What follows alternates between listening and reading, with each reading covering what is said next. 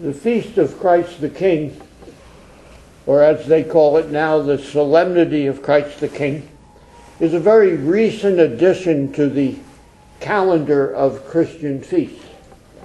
Actually, Pius XI established it in 1925. It's interesting because Pius was, like himself, a man without a nation. In 1870, the Papal States had been overthrown, and the popes after that were kind of in limbo, living in the Vatican without the nation that they had ruled for centuries, that is Italy.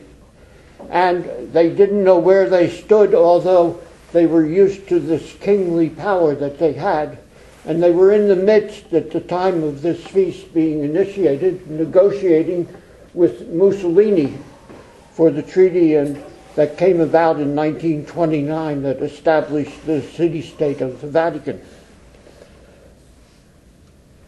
This feast was originally at the end of October, the last Sunday, and in 1969, after Vatican II, when the different denominations of Christians got together, the Lutherans and Episcopals, and developed a common lectionary and a common calendar, they placed it as the last Sunday of the year, as we do now, which is today. The thing is, Christ was not an earthly king. We see on the cross, they're scorning him. If you're a king, get off the cross.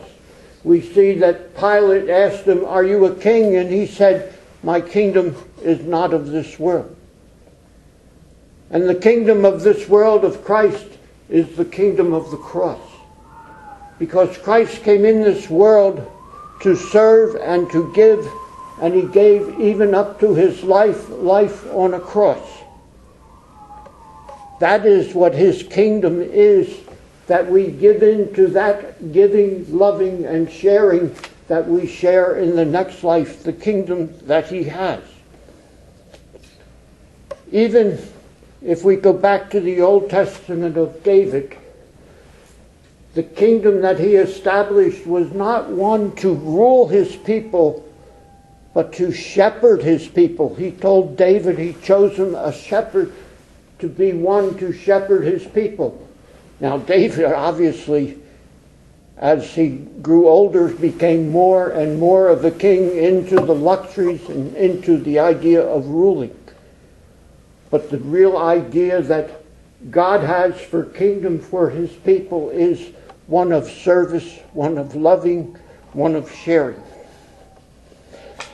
That is what people should see in government today. In our country, we got rid of the idea of king rather early. If you remember, we threw George out back in 1776.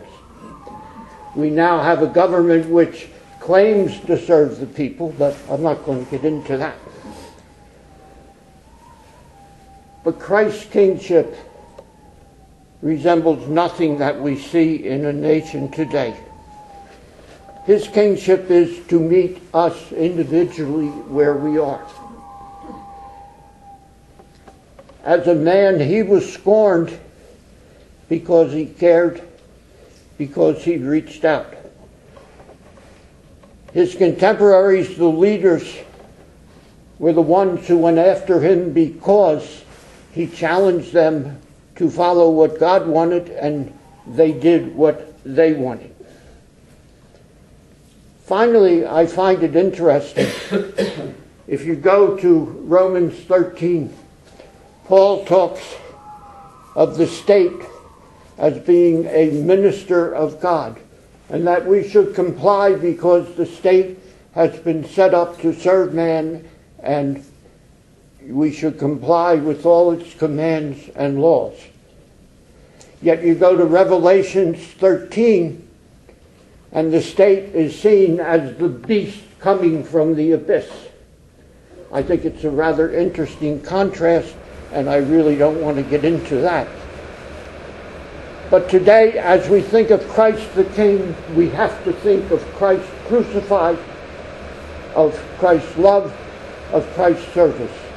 That's what we're all called to, And that's all what we hope to achieve in our lifetime.